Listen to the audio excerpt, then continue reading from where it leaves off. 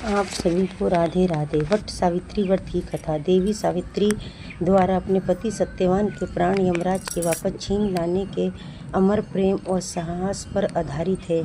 सुहागन महिलाएं पति की लंबी आयु और अखंड सौभाग्य के लिए वट बरगद के पेड़ की पूजा करके ये कथा सुनती हैं।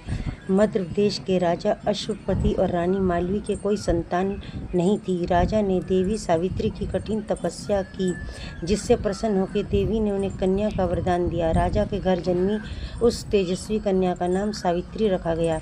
जब सावित्री विवाह योग्य हुई तो उसने अपने लिए राजा धृतसेन के पुत्र सत्यवान को चुना। धृतसेन का राज्य छीना गया था और वे जंगल में एक पर्णकुटी में रहते थे। नारद मुनि ने सावित्री को बताया कि सत्यवान अल्पायु है और उनकी मृत्यु केवल 1 वर्ष शेष है। फिर भी सावित्री अपने निर्णय पर अटल रही और सत्यवान से विवाह कर जंगल में रहने लगी।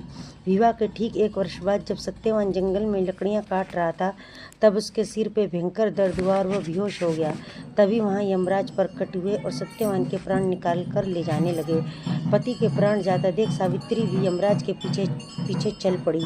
यमराज ने उसे वापस लौटने को कहा, लेकिन सावित्री ने अपने पति के साथ चलने का हट नहीं छोड़ा। यमराज उसकी निष्ठा और पतिव्रता धर्म से बहुत प्रभावित हुए और उसे सत्यवान के प्राणों के अलावा 3 वरदान मांगने को कहा।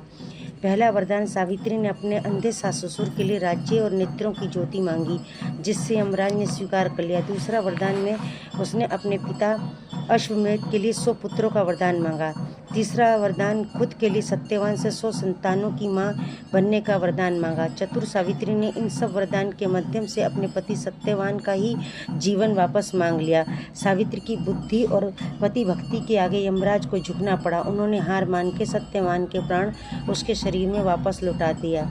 मान्यता है इसी वट के नीचे बैठ के सावित्री ने अपने पति के प्राणों की रक्षा की थी, इसलिए इस व्रत में बरगद के पेड़ की पूजा की जाती है। इस व्रत बोलो वट वृक्ष की जय, बोलो सावित्री मैया की जय। आप सभी को राधे राधे। वीडियो को लाइक करें, शेयर करें, सब्सक्राइब करें। आप सभी का हार्दिक धन्यवाद वीडियो देखने के लिए।